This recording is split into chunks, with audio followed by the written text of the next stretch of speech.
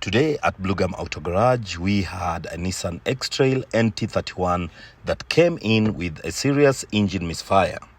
The customer complained of poor acceleration, rough idling, and loss of power. To properly diagnose the problem, we had to remove the inlet manifold so we could access the ignition coils and spark plugs. During our inspection, we discovered that the valve cover gasket had failed, allowing engine oil to leak into the spark plug wells. That oil contamination was affecting the ignition coil system and causing the misfire.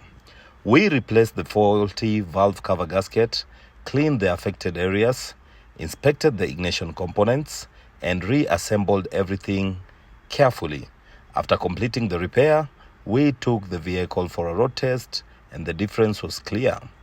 The engine was running smoothly, power was fully restored, and the misfire was completely gone. That's what proper diagnosis and quality workmanship can do.